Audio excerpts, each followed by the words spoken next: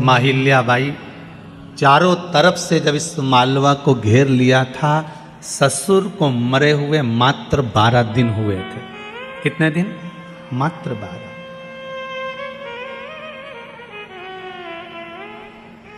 केवल 12 दिन। अब जरा विचार करिएगा, 12 दिन मात्र ससुर को मरे हुए और मस्तिष्क पर कितनी चिंता होगी पति के जाने के बाद जब ससुर चला गया होगा। घर में कोई पुरुष का भाव नहीं था। श्री तुकोजी राव जी को जब बिठाया गया था तो ये दत्तक पुत्र थे, गोदी आए हुए।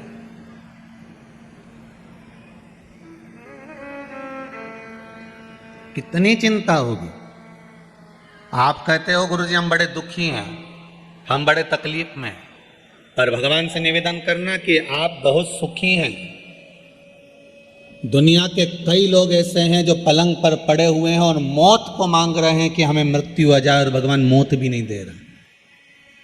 दुनिया के कई लोग ऐसे हैं जो शरीर से ऐसे हो गए कि भगवान से कह रहे हैं अब उठा ले, अब बनता नहीं है, तो भी भगवान मृत्यु तक नहीं। कम से कम आप पर मेरे देव अधिदेव महादेव की कृपा है जो आप अपने पांव से चलकर शिव कथा तक आए हो। ये शंकर ही तो करुणा करा।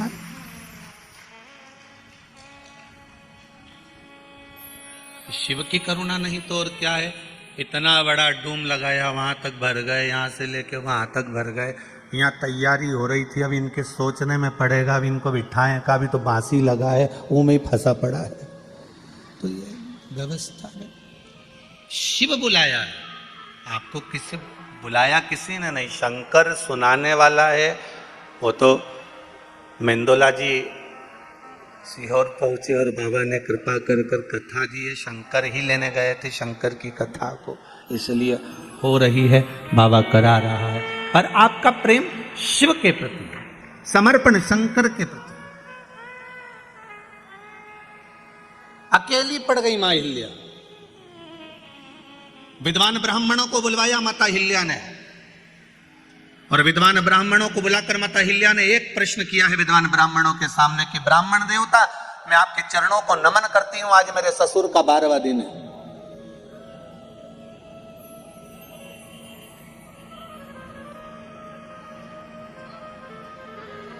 अब राजघराने को मुझे संभालना पड़ेगा, पर मैं जानती हूं कि मैं इस काबिल नहीं हूं। मैं जानती हूं मैं इस काबिल नहीं हूं। गुरुजन के सामने, ब्राह्मण जन के सामने, बड़े बुजुर्गों के सामने कभी मत कहना कि मैं बहुत कुछ जानता हूं।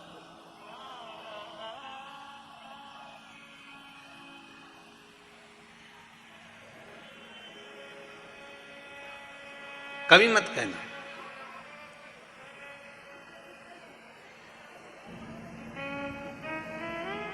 गुरुजन के सामने शून्य बनकर जाना कि मुझे कुछ नहीं आता। घर के बड़ों के सामने जाना तो शून्य बनकर जाना कि मुझे कुछ नहीं आता। जो ज्यादा समझदार बनकर जाता है ना, सबसे ज्यादा काम उसी को संभालना पड़ता है। घर में 2 तरह की बहू होती है, एक समझदार, एक पगली। आप उसमें से कौन सी हो हमको नहीं मालूम, पर कल कथा में हमने कहा था कि जितने भी बैठे हैं सब पागल ही हैं, तो पगली बहू हो गए। 2 तरह की बहू होती है घर में, एक समझदार, एक पगली। जो समझदार बहू होती है ना, घर में शादी आती है तो सारा काम वो संभालती है। मम्मी जी ने रोटी खाई कि नहीं खाई, मामा जी आया कि नहीं आया, काका जी ने भोजन करा कि नहीं करा, अभी तक फूफा जी तो आए ही नहीं। बेचारी काम में लगी रही, और उधर बैंड बाजा बजता रहा, लोग माता पूजने चले गए और ये घर में ताला कुची लगाती रह गई। बेचारी काम करते करते चाबी लेके दौड़ी, फिर याद आया कि पूजन में माता जी की चुनरी तो घर में ही रह गई, फिर भागी, फिर चुनरी लेके आई। जो समझदार थी ना, इसलिए बार बार इसको जाना पड़ रहा। समझदार थी ना, इसलिए बार बार काम करना पड़ रहा है। और एक घर में बहू ऐसी होती है जिसमें अकल नहीं होती। लोग कहते हैं हमारी छोटी बहू में तो बिल्कुल अकल नहीं, ये तो पगली है। जो पगली है वो माता पूजन में सज धज के खजूर वाली चोटी बना के नाचे कूदे, एंजॉय करे। सबसे ज्यादा एंजॉय वो ही करती है जो पगली होती है।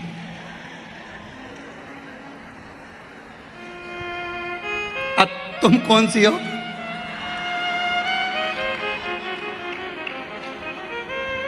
जो ज्यादा समझदार होता है उसको सारा काम करना पड़ता है, और जो पगली होती है सबसे पहले, जो समझदार बहू बेचारी काम में लगी रहे, मेहंदी लगाने तक की फुर्सत नहीं, और जो पगली वो सबसे पहले लगा दो। अच्छा वो मेहंदी वाली भी कहीं यहीं तक लगा दूं जीजी?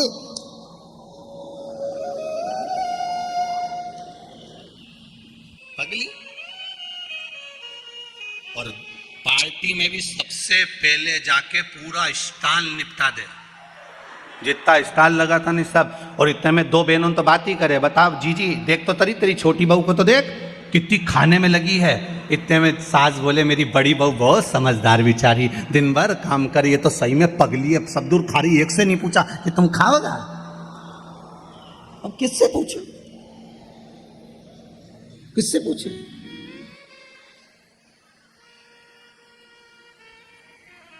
श्रीमद् भागवत कथा में लिखा है जड़ भरत का चरित्र। ऋषभ देव जी महाराज के यहाँ भरत हुए, और भरत जी के जब प्राण छोड़ गए फिर नाम हिरण की योनि मिली, हिरण की योनि से छूटे फिर मनुष्य की योनि मिली। श्रीमद् भागवत कहती है मनुष्य की योनि मिलने के बाद में उनका नाम पड़ गया भरत। एक बार बड़े भाई ने कहा जा खेत पे से चिड़िया उड़ाना, चिड़िया उड़ाने गया, मन में आ गया राम जी का खेत, राम जी की चिड़ैया कौन उड़ाए, तो बड़े भाई ने लात मारकर भगा दिया। ये तो पगला है, ये तो पागल है, मूर्ख है, और उसी का नाम कह दिया ये जड़ भरत है। नाम पड़ गया जड़ भरत। जड़ मतलब पागल, पागल मतलब प्रमोशन, समझदारी मतलब डिमोशन। ये समझदार है, ये पगला है। घर के लोगों ने कह दिया ये पागल है, और भरत जी महाराज पागल बनकर भगवान की भक्ति में लग गए। लोगों ने मीराबाई को पागल कहा, मीरा भाई रे बावरी, बावरी मतलब पागल। लोगों ने संत तुकाराम जी को पागल कहा, संत तुकाराम।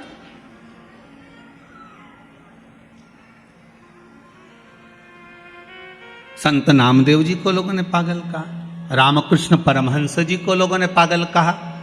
रामकृष्ण परमहंस जी तो प्रवचन देने बैठते थे, और प्रवचन देते देते रामकृष्ण परमहंस जी प्रवचन देते याद आ जाती थी कि भजिया खाने जाना है, तो हजारों पब्लिक को छोड़कर घर में चले जाते और भजिया खा के आ जाते। स्वामी विवेकानंद जी ने पांव पड़कर कहा गुरुदेव इतने लोग तुम्हें सुनने के लिए बैठे हैं, भजिया तो तुम बाद में भी खा सकते थे, ऐसी क्या जरूरत थी कि कथा छोड़कर तुम भजिया खाने गए? तो रामकृष्ण परमहंस जी ने कहा स्वामी विवेकानंद जिस दिन मैं भजिया नहीं खाऊं उस दिन समझ लेना कि मैं निपट गया। तो रामकृष्ण परमहंस जी से स्वामी विवेकानंद ने कहा आपकी भजिए में इतनी आसक्ति है, भजिया इतना पसंद है आपको? तो रामकृष्ण परमहंस जी ने कहा भजिया पसंद नहीं है, प्रवचन करते करते करते करते मेरा मन माँ जगत जननी जगदम्बा में समा जाता है, उस मन को लाने के लिए मुझे भजिया याद करना पड़ता है, इसलिए पृथ्वी पर जीवित बना रहता हूं। ये संत हैं, लोगों ने इनको पागल कर दिया। रामकृष्ण परमहंस जी को लोगों ने पागल कर दिया, संत तुकाराम जी को लोगों ने पागल कहा, नामदेव जी को लोगों ने पागल कहा। नामदेव जी के घर में लग गई आग, नामदेव जी ने दूसरा भी दरवाजा खोल दिया, अग्नि देवता से कहा इसमें भी घुस जाओ, जाओ आग लगा दो, कुर्सी रखी इसमें भी जला दो। गांव के लोग तो पानी डाल रहे और नामदेव जी आग लगा रहे। गांव के लोगों ने कहा नामदेव जी हमने तुम्हारे लिए गादी, 2 कम्बल, 1 तकिया बचा लिया, ठंड का समय है, रात को सोओगे कैसे? नामदेव जी ने कहा कहाँ है? तो क्या ये रिया? गांव के लोगों से लेकर नामदेव जी ने कहा लो अग्नि देवता तुम ही सो लो, और अग्नि देवता को दे दिया वो कम्बल गद्दा भी। गांव के लोगों ने कहा ये तो पगला है, बताओ इसके लिए बचा के रखा था, इसने और आग लगा दिया। गांव के सरपंच ने कहा आज रात्रि को नामदेव को कोई कम्बल मत देना, कोई गादी मत देना, इसको ठंड में कांपने दो, पड़े रहने दो इसको। नामदेव जी महाराज रात को आम के पेड़ के नीचे ठंड में कुकड़ के पड़े हुए थे। इतने में भगवान को लगा कि मेरे नामदेव ने अग्नि में भी मेरा दर्शन करा है, मेरे नामदेव ने अग्नि में भी मुझे देखे है। तो तुरंत मेरे नारायण रात्रि को आए, नामदेव को गादी तकिया लगाकर मखवल के गादी पर तकिए पे सुलाकर चले गए, और पूरे सुंदर झोपड़े का निर्माण कर दिया, सुंदर भवन का निर्माण कर दिया, बहुत सुंदर भवन का निर्माण करा। रात्रि के बाद में सुबह सुबह गांव के लोगों ने विचार करा, जरा चल के देखते हैं कि नामदेव की हालत क्या है, जिंदा है कि मर गया। जाके देखा तो नामदेव तो मखमल के गादी तकिया पे सो रहा है। सुंदर झोपड़ी बनी, इतनी सुंदर कि किसी ने देखी नहीं थी, इतनी सुंदर बनी। सारे गांव के लोगों ने कहा, नामदेव जी तुम्हारी ये झोपड़ी किसने बनाई? नामदेव जी बोले, पता नहीं, परंतु हमारा कोई रिश्तेदार आया होगा। सारे गांव के लोग बोले, नामदेव जी हाथ जोड़ के निवेदन है, एक आध मकान ऐसा हमारा भी बनवा दो। नामदेव जी ने कहा, लगाओ आग, अपना अपना घर में आग तो लगाओ, अभी बन के तैयार। तुम आग लगाओगे, मकान तैयार हो जाएगा। लगाओ तुम आग। पागल का, संतों को पागल का, भगवंतों को पागल का, भक्तों को पागल का। यहां तक शास्त्र कहता है जितने कथा बाचने वाले ये भी पगले, और जो कथा करवाने वाले वो भी पागल, और जो सुनने वाले वो भी पागल। सब पागलों की गिनती में हो। समझदार तो वो हैं जो कथा में नहीं आए, 8 बजे से दुकान पे जाए, 11 बजे तक कबक कबक कबक कबक रखते जा, जोड़ जोड़ जोड़ जोड़, आखिरी में सब यहीं छोड़। इतना बड़ा फोटो टेबल पे और प्लास्टिक के फूल की माला, और वो भी पंखे में हवा में डोले, इससे ज्यादा कुछ। और पूरा जीवन बस कमाने में गवा दिया, पर राम नाम, कृष्ण नाम, शिव नाम कभी नहीं गाया। वो समझदार। हमें भगवान भोलेनाथ जी से कहते हैं, हमको समझदार मत बनाओ, हमें समझदार मत बनाओ, हमें तो आपकी भक्ति में, आपके भजन में, आपकी स्मरण में हमें पागल बना कर, हमें नहीं बनना समझ। हम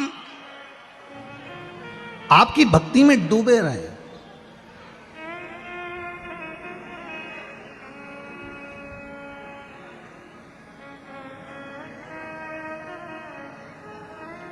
गूगल पर, मोबाइल पर, गूगल पर रास्ता ढूंढा जा सकता है।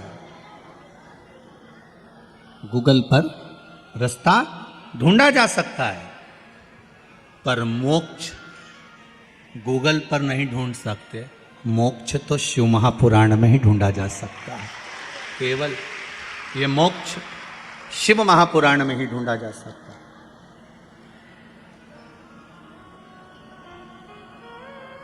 गूगल पर रास्ता ढूंढ सकते हो, पर मोक्ष नहीं। मोक्ष शिव महापुराण में ही ढूंढ सकते हो, मोक्ष शंकर की कथा में ही ढूंढ सकते हो।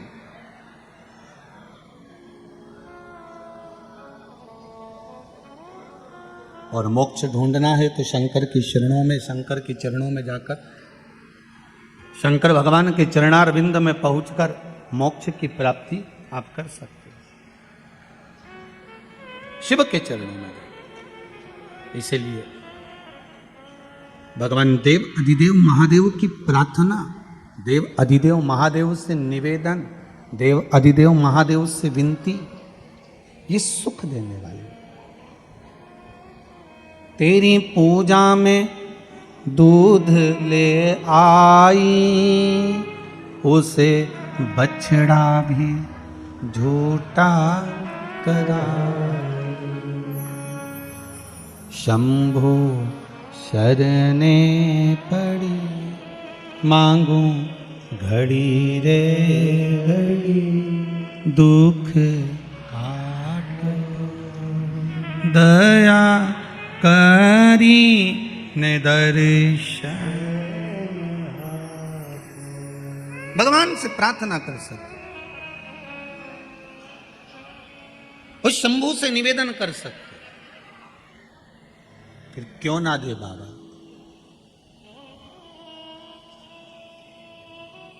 क्यों ना कृपा करे मेरा शंभू, क्यों ना दया करे मेरा उघड़दानी।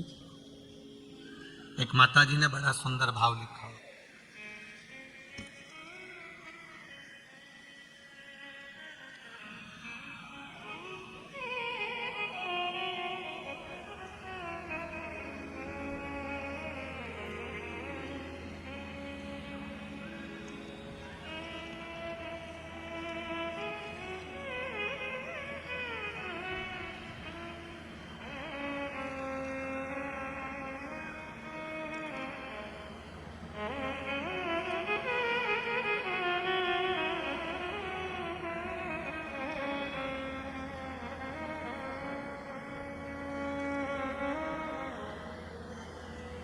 गुरुदेव, मेरा भतीजा जिसने लिखा है संगीता